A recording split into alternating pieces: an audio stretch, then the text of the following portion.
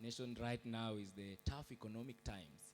And maybe when you began this journey, how was it? How was your financial plans, and in that, what are some of the challenges did you had, and how you coped with them until you are here right now? So we can begin with Richard, then. Well, I'd say from the very first day that we met, we were certain that you wanted to get married. And my wife and I, actually, if you ask her, I never asked her to be my girlfriend. I asked her to be the mother of my children, to be my wife.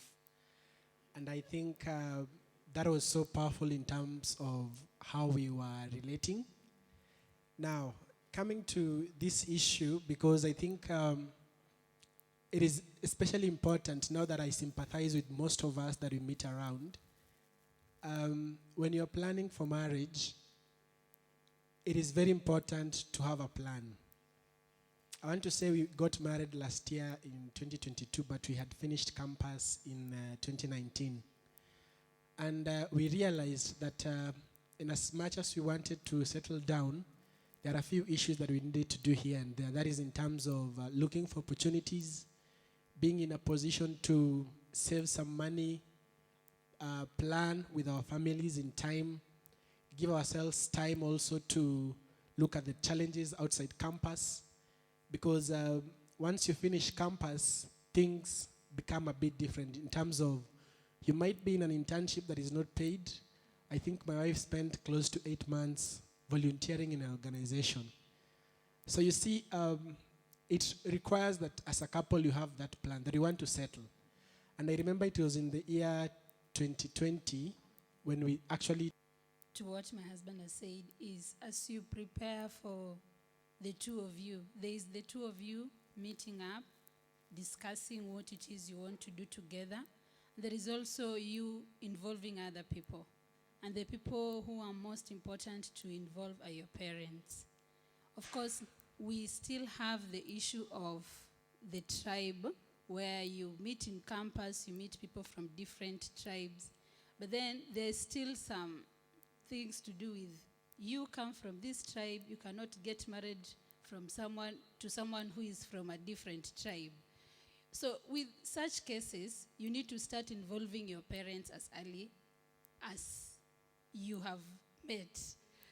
Start engaging in conversations about, I've met someone, what would be your perspective if I get married to a Kikuyu? For instance, you are from Jaluo. And hear them out. If they have those superstitions of, you cannot get married to someone of this, then there is the part where you need to start talking to your parents, involve other people in the Christian Union, for instance, and your friends who are you connected spiritually, to pray about it, so that by the time you get to the point where you people want to now start the planning process, you've already dealt with some of these things. Don't wait until you're planning this, that is when you now want to involve your parents, because there is a whole lot process before you even start planning now to even get married. Yeah. Curtis. Check. Yeah, I really like what Richard and Gloria have really shared. Those are really practical steps that you can take. And just to add on to what they are saying, I love the example of them having a WhatsApp group. Because as we were discussing this with Soila, we realized that there are 3 people here involved. The moment you've decided you are now getting married, there are 3 people here. There's Soila, there's Curtis, and then there's Soila and Curtis. You understand what I'm saying? Soila and Curtis represent the commitment or the marriage or the future that we are trying to build. So even as you're making your plans, fine, Soila is her own person, I'm my own person, we still have our own individual interests, but there's this person that we are trying to create, there's this future we are trying to build. So even as we make plans, we are investing in it, whether it is financial investment, whether it is knowledge investment, because even marriage, you don't just enter into marriage blindly. So what information is it that we are lacking that we need to learn and access before we get into this thing? So always know that there is this third person that you guys are trying to build. The other thing is, analyze your attitudes with money, all right, as early as possible. Is one of you a saver? Is one of you a spender? All right?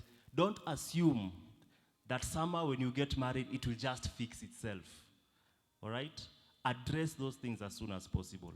You can tell the vision or lack of a vision that someone has by how they spend their money. So if you don't start having that conversation early, and then when you get married, and then you realize, this guy has been betting. All right? So all the savings you guys have been putting, you go and check and it evaporated in betting. Or realize this lady buys makeup worth 20K, namuna food. So what do you start doing, all right? But if you address those things early enough, you already begin to see the cracks between the two of you. Not so that you may beat each other down, but so that you can come together and say, okay, according to the vision we have, these are things we need to address. Yeah. There's something that Richard had said when it comes to wedding planning and doing it within your financial capacity and not really going with the pressures of what you're seeing outside here. What really matters, guys, is a marriage that is going to come out of there. I know we have really focused so much on the wedding planning part. We forget the marriage that is awaiting us. There's a story that I was listening to, and this lady, she loved this guy so much. And even this guy loved the woman, and they did the wedding and everything. And then after the evening comes, and now they are riding away into their honeymoon destination, and she's trying to remove some stuff from her hair. You see, when you get married, then they pour on you rice, those two white stuff. Poo-poo, you're celebrating you. So she's trying to remove them, and then she just turns and looks at her husband and sees a different guy, even in his eyes, like he's no longer as excited. And the guy is like, I feel now like I'm trapped, and there's no way out because I've already committed. And it was just a beginning of them, you know what? I think I did the wrong thing here. So you don't want to get there because, let's say, somebody might feel offended. You as a woman, you insisted on having a wedding worth 800,000. The man is telling you, let's do it for 300,000. The rest we'd rather save. But because of the pressures of what is online, you want to do the 800 one at the expense of the health status of your mind and even the health status of your marriage once you start out. So it's actually what he said. Do it within your budget. Let me tell you guys, we've done weddings.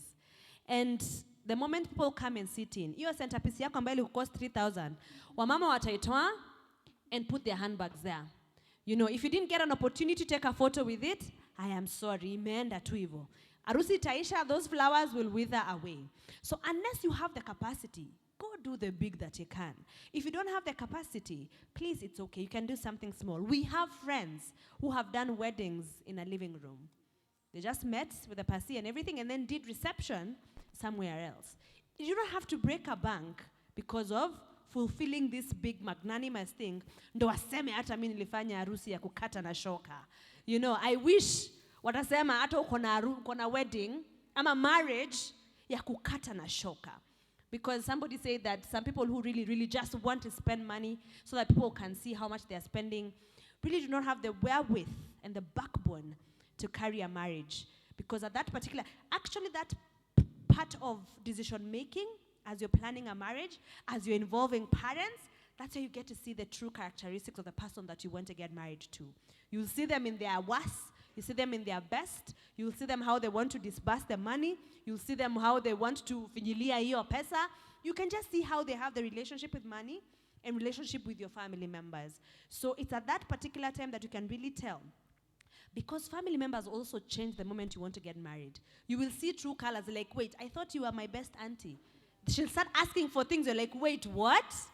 So it's at that particular point, unless you have God, and you're consulting with God, as Gloria was saying, you might actually say, sio lazima. Many people elope because of that particular stress that family members take couples through before getting married. So you need to be a unit together in preparation for your marriage, because the unit aspect of the marriage is what will be tested from the beginning to the end. Even with any decision, no matter financial, no matter spiritual, tunaenda kanisa gani, no matter tutakuwa na watoto wangapi, these things, talk about them right before getting married. from all the planning that we are having before marriage, I'm getting that there will be a lot of emotional implications, right? And maybe you can touch on how do we handle all of this? And actually, what is emotional readiness when preparing for marriage? Because I notice when you're saying that the people you know, that you're seeing a different person after the wedding day. How do we avoid getting to this position, and how do we handle our emotions and the baggage that we might have?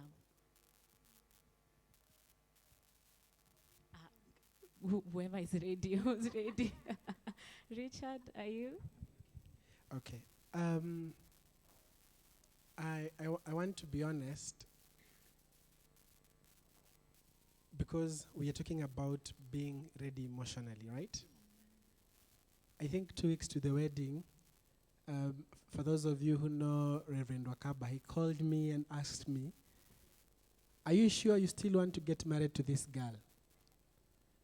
And I think I had not been asked that question all along, and then it hit me very hard that I was about to get married. And I also remember my wife 1 week to the wedding saying, it's like I'm not ready. You know, like it's like I'm not ready. All along I've been dreaming about this, but for now I think I'm not ready. And that happens throughout life. There is no single point that we always find ourselves ready for anything at all. Should we say it's called the imposter syndrome, whereby we feel insufficient, not ready or to take the task. So there's quite a lot that involves our mental and emotional readiness for marriage. And maybe what you could share from our end is having friends, peers, and mentors that can actually walk you through that. We have a very unique group until now of friends that we had left campus, and we had all committed ourselves into relationship that would lead to marriage. And so with these kind of friends, we'd have meetings, we'd have Bible studies and prayers. And one after another, as they got married, we realized that actually the goal that we have, they are helping us to be ready for that particular goal. We also had people who are working with us, people who have been in marriage for quite a long time. People who will tell you, this is not the way to go. Or on this particular instance, this is not how things work. And I think that really prepares us a lot. And I think also on being emotionally stable and ready is to also ensure that the two of you are connected well spiritually. I want to share a secret with you that while we are still in campus, for those of you who know upper chambers, I don't know how you call it nowadays, we would meet there with, then she was my girlfriend, at 4 a.m. to pray. We moved to CLB 05 Ukoju. At least thrice a week in the morning we would meet to pray about the goal that we had. And even as we continued preparing, we would meet and pray, we would fellowship with our friends who were still journeying with us through the journey. And so what we are trying to say is that it takes accountability in terms of people who can ask you hard questions and guide you, but also the two of you being very deliberate about us being connected to God to help us to be stable as we walk through the journey. Yeah. Maybe just to add on the last point he said, I think it is very important for the two of you to be together, like so knit together, in that no matter what happens, let it never reach a point whereby the person you're hoping to get married to is against you. It's so sad. Because this person you're getting married, you're planning to get married to, is the person who will defend you anywhere you go, be it on his side, his family side, and you as well on your family side. Because there are always those issues that come around. You will hear so many things about, people out here, not everyone is happy for you if you're planning to get married. You will have so many things come around. But the fact that the two of you are in this together, you are committed, you are one, you're planning to be one, you must always be by the side of your person, no matter what. if that is the decision you're making. Yeah, maybe that is the thing I can add there. Thank you. I don't know whether Curtis or Soila has anything to add. Yeah, these guys are deep, eh? I'm really enjoying just hearing them share their story. I would say there's a difference between being prepared and being ready. Being prepared is more of an external thing. You can be prepared for marriage, but you are not ready. Because readiness is an internal thing. It's a heart posture. And I love how they were saying that they had to commit themselves to God and they used to meet for prayer. Because anytime you're dealing with things of the heart, it is your commitment to the process that God is taking you that qualifies you to be ready. If you look at scripture, anytime God would appoint a prophet and send them to go speak to a king or to go do something, most of the time the prophets were not ready. In fact, they'll be like, "Aye, God, me, I only come from a family of this number of people." You know, they would always have an excuse. You remember Moses when he was being told to go set the Israelites free? And he's telling God how he's stammering, he doesn't know how to speak. But God used him anyway. Because God doesn't look at readiness in terms of perfection. You're now perfect, you have no issues. God looks at readiness in terms of your heart. Are you willing to trust me to take you through this process? Because if you're talking about emotional readiness, I can tell you even now, we've been married 7 years plus. But there are still moments where something comes up and you realize, emotionally, we've not really responded well to this thing. So there are still things about our emotions that every day God is helping us to deal with and handle. So when you're talking about emotional readiness, please don't think I'm supposed to be emotionally perfect. No issues, misi kasirikangi, I don't get offended. That will never happen. It's only being at that place of, okay, God, I'm trusting my emotional and psychological state to you. I'm ready to walk with you. If there's anything that needs to be sorted out, you will show me as we go. So look at readiness not in terms of perfection, but in terms of how much have you really trusted God in this process. Yeah. I like how you're putting it. Oh, did you have something to add? I like how you're putting it that it's a matter of our heart posture. And I probably have a question. So if readiness is not really about the emotional stuff that we have, you know, you're saying that as long as we've submitted ourselves to the authority of Christ, to the lordship of Christ, then do you think there are specific issues that someone would need to deal with before they got into a relationship? Yes. And we were having this conversation with Curtis, even me just remembering how I was dealing with conflict when we were dating, and even the first few, and I still walk into this marriage. You see, the heart posture is I've accepted, I have identified it, and I'm seeking help, accountability.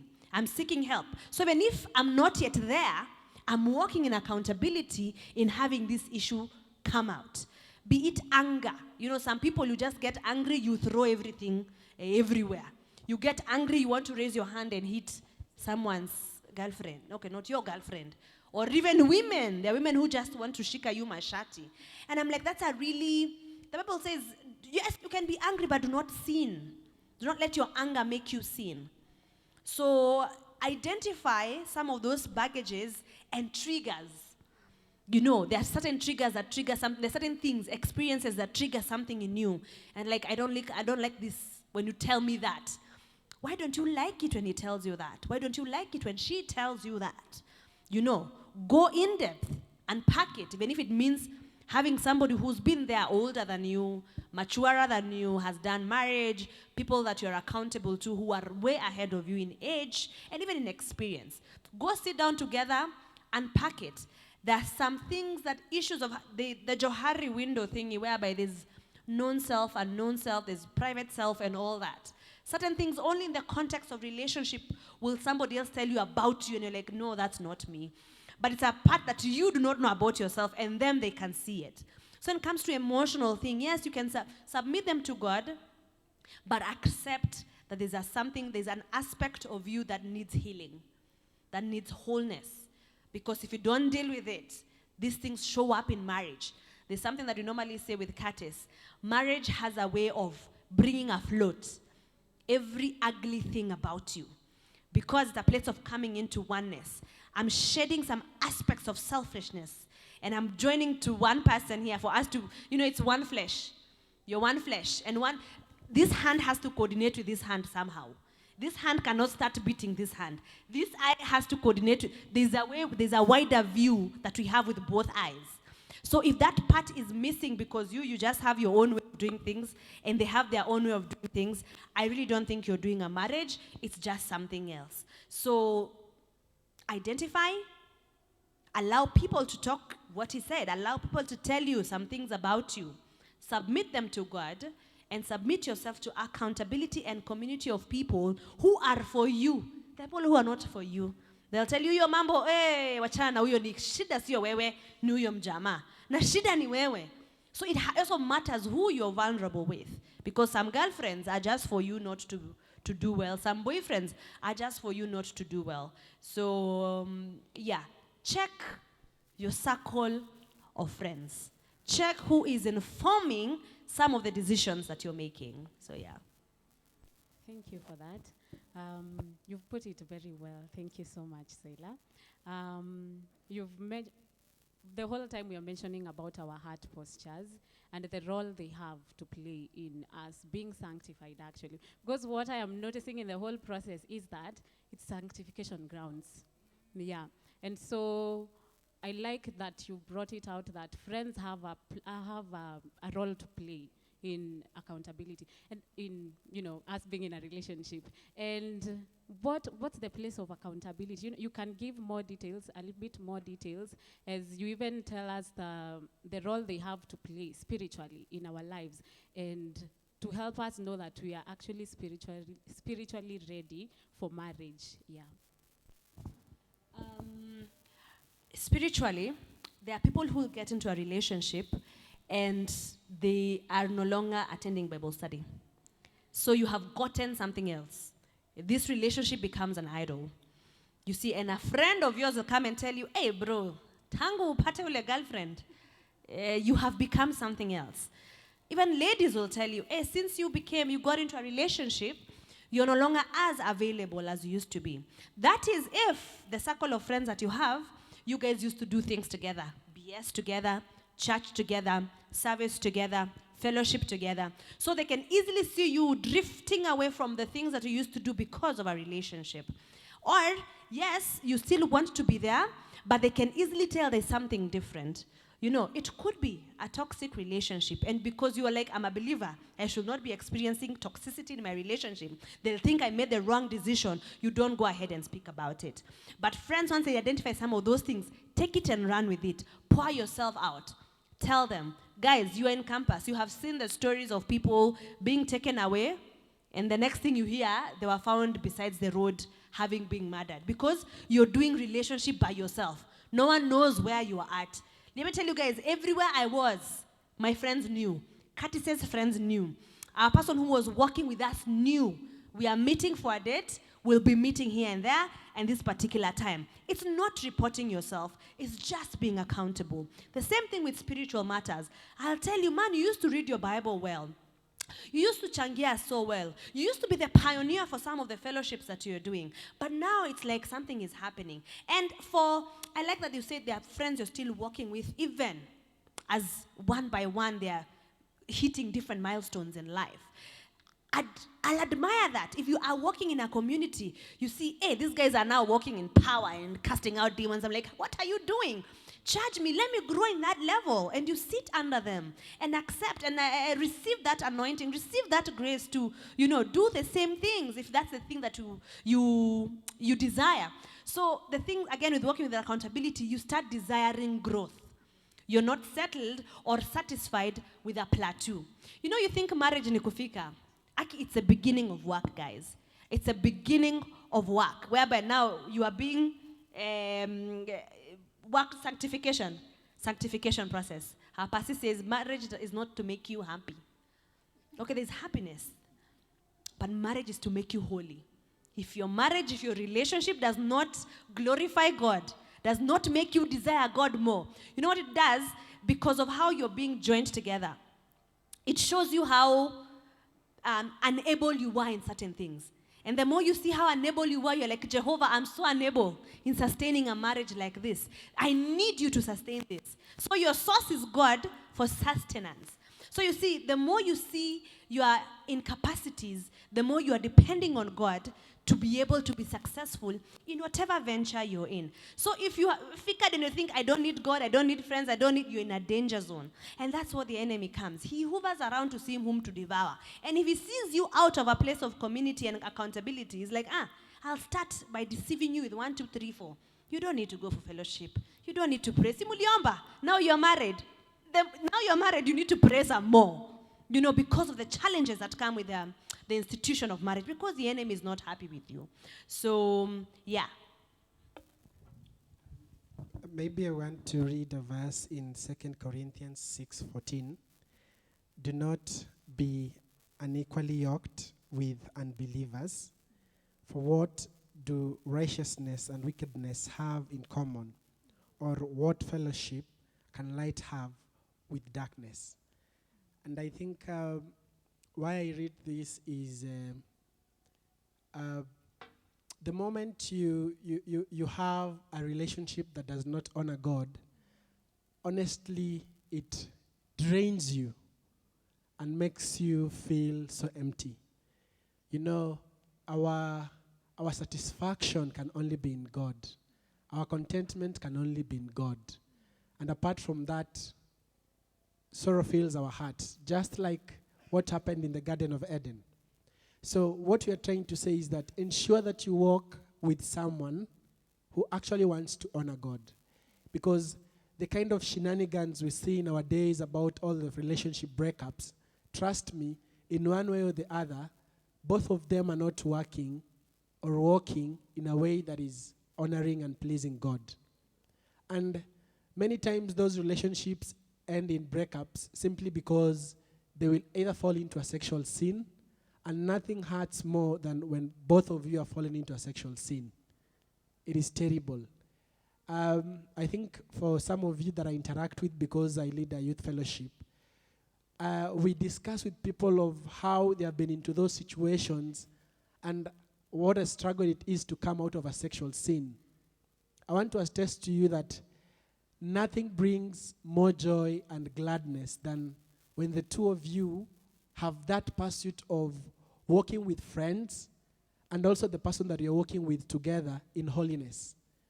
Nothing beats purity, even when you go into marriage, because you are assured of faithfulness. You are assured of, I can trust this person.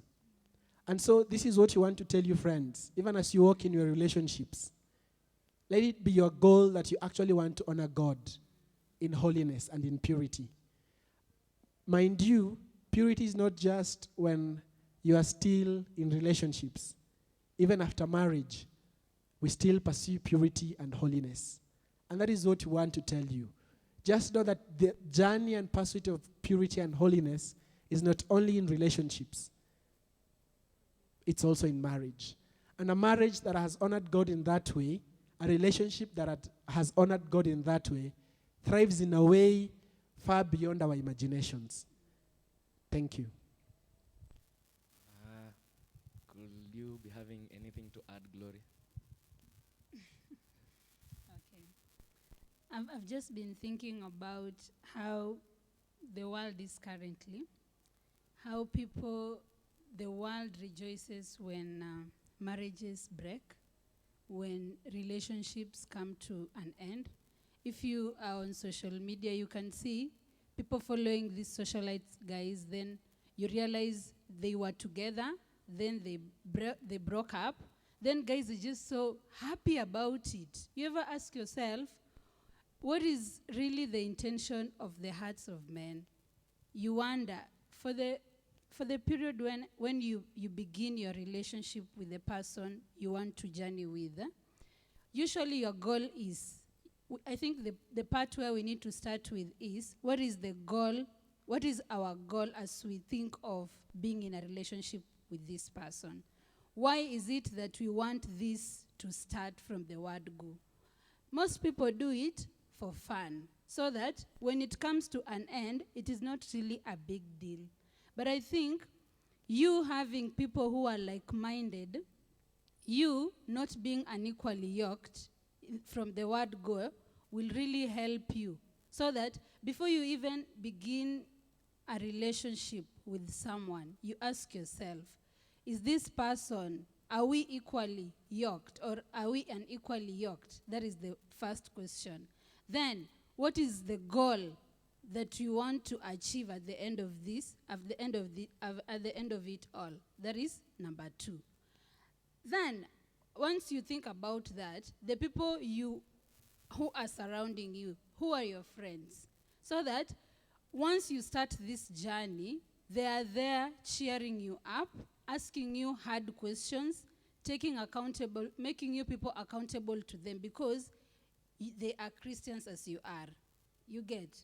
So I think it is very important to really think about that, and the fact that you guys are deliberate from the word go and intentional, because you just don't do things for the sake of doing it. People get into relationship because it is the trend.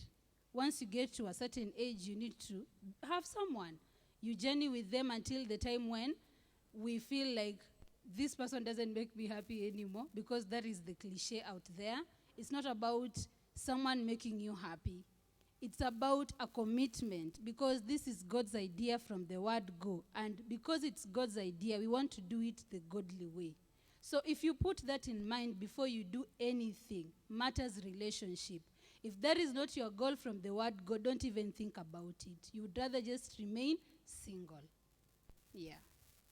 Thank you. Nice sentiment. Maybe before you go, Curtis, you can, in the context of assessing whether I'm committing myself to this relationship, were there the spiritual growth of the other partner?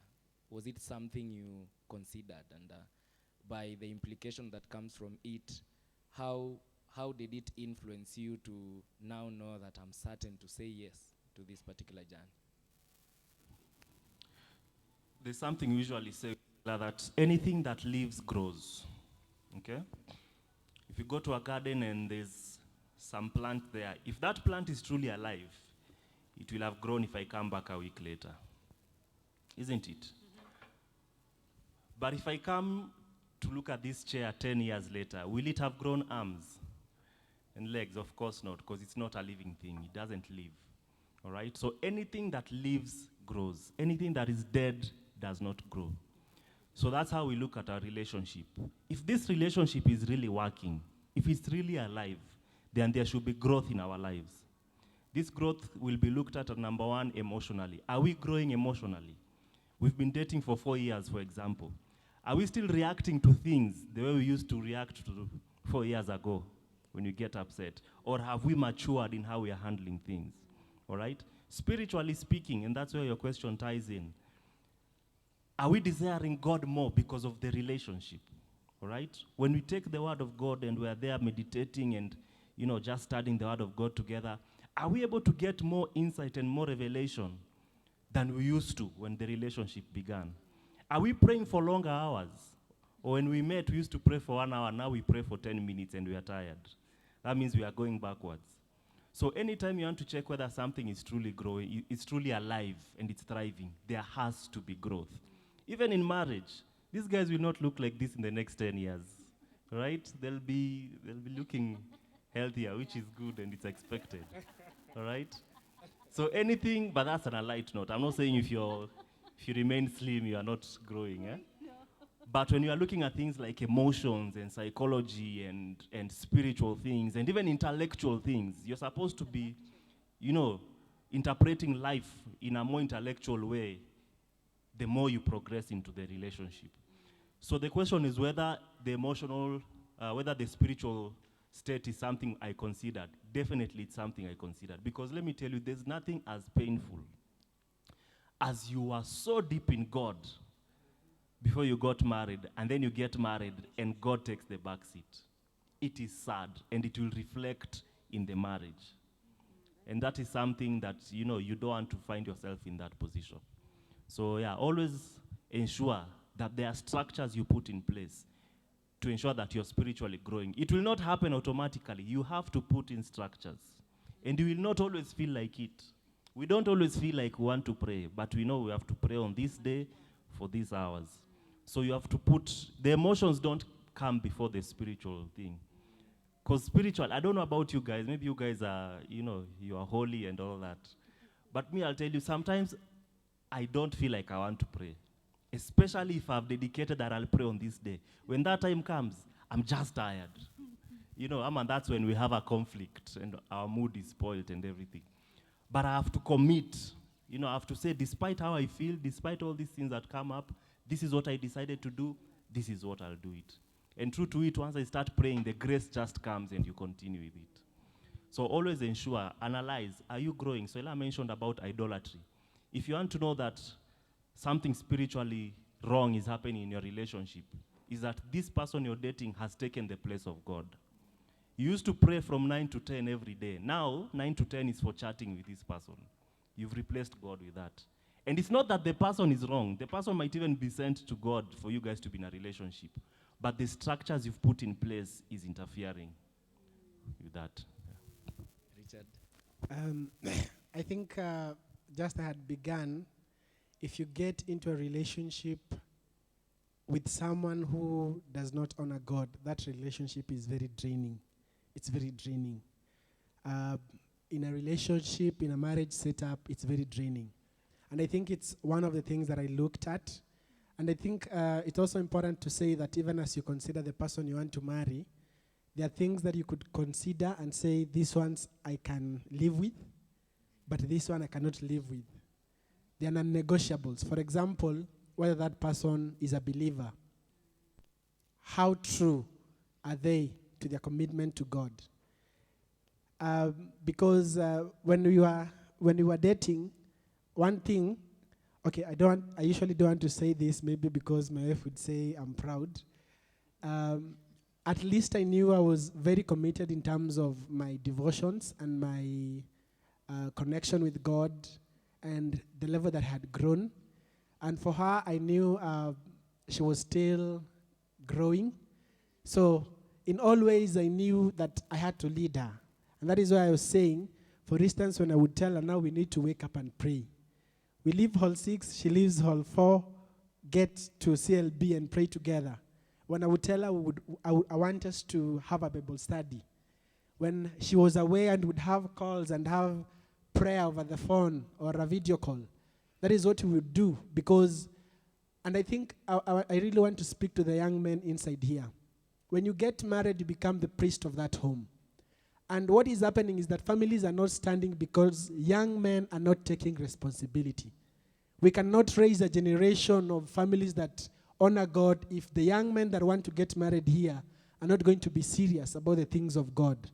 This woman is to be led by you. She's to be led by you in the seeking of God. She's to be led by you in the deep place of prayer, in seeking God.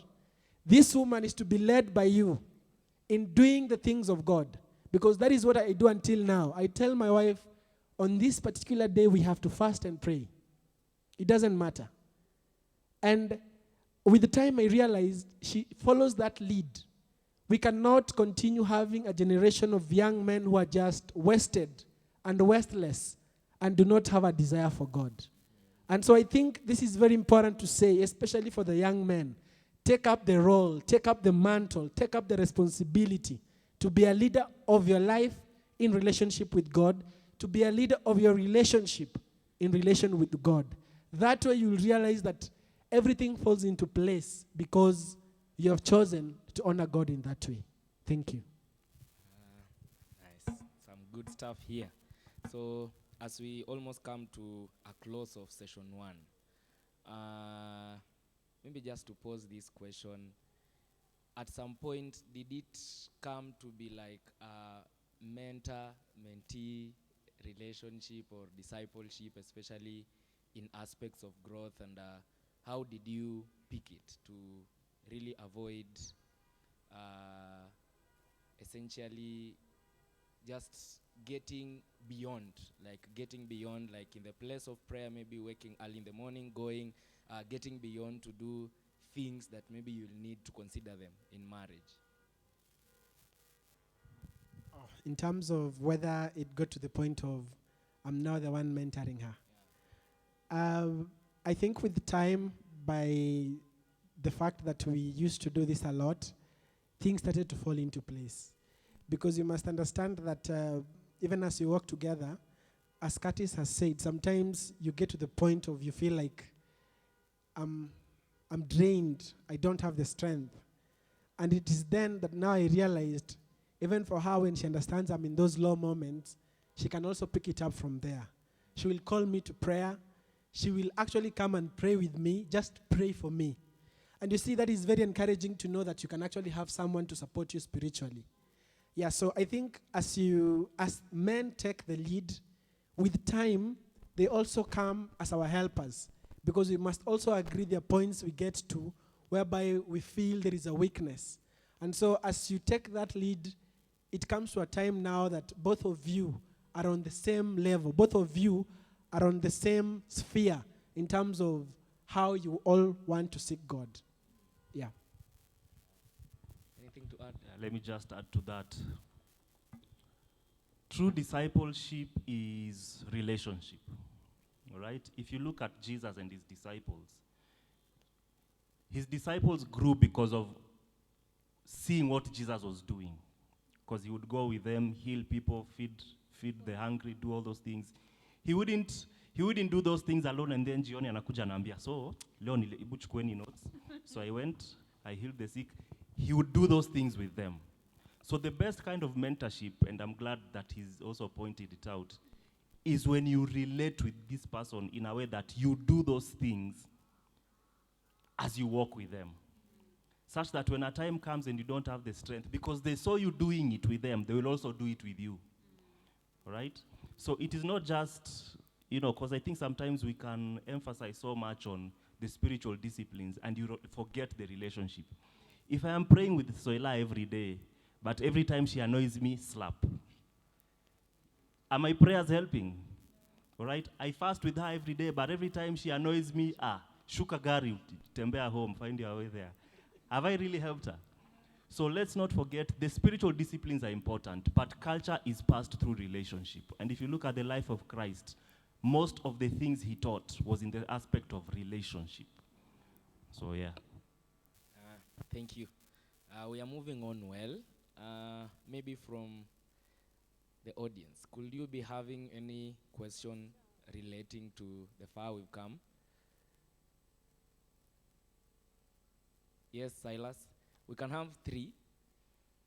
Any other person? Yes, Jack. A lady?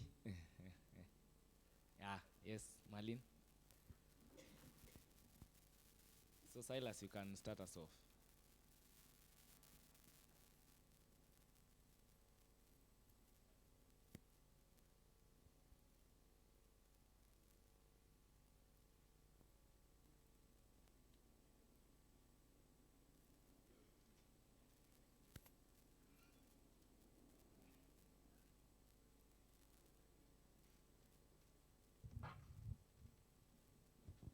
Praise God. Praise God again. So my name is Silas. I'm a 6.1 student, and I bless the Lord for this chance. First of all,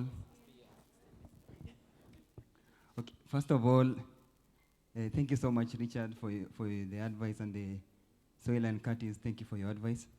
I actually attended Richard's wedding on that 16 that he's saying, and thank you for the food. It was nice, by the way. Actually, your wedding was superb. Yes, you're teaching us about budget, but yours. Yes, he's teaching us to budget, but his wedding was classy. I tell you, classy. So I want to ask Richard a question. Yeah, Richard, I follow you on Twitter. I see you always in IDC. So I want to ask you a question. So you say that you walked with her in purity. Of course, that is fundamental. That is phenomenal, and we praise the Lord for that. Could you please tell us the practical steps that you had to keep boundaries? I want to hear your opinions about, maybe now that we said we don't have an actual standard that everyone should be looking to carry out their relationship or love story in that way. I just want to hear what you people will say about it. The first one is how are you able to achieve compromises without losing yourselves? Like, you have to get to a midpoint. Like, there's this one on this extreme and this one on this extreme, and you have to come up with a midpoint. For you guys, how do you do that and still maintain the chemistry? And the second thing is, okay, rather technical, but I have had an experience with it, and I know very many jewels in the union have had an experience. So maybe the ladies in the panel can respond. You find that we are in a situation where we are trying to learn how to do this right. And so someone maybe like how he has said something about it, is you are in a situation where you can tell this human being, this guy actually, this manifest is getting into your business. And you weigh the options, potato, you think about it, and you're thinking, yeah, maybe I can consider. What do you do at such a time? Because we can't say that friendship or association is actually platonic, and it's not a relationship because interest has not been declared. Your stage, what do you do? Because you're not talking to them, but you're talking to them. You're not being so obvious. You're not actually, okay, uko tu mahali.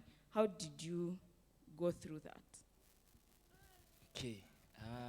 Maybe Richard, you can. I have 2 more questions. Can I take them? Yeah. Okay.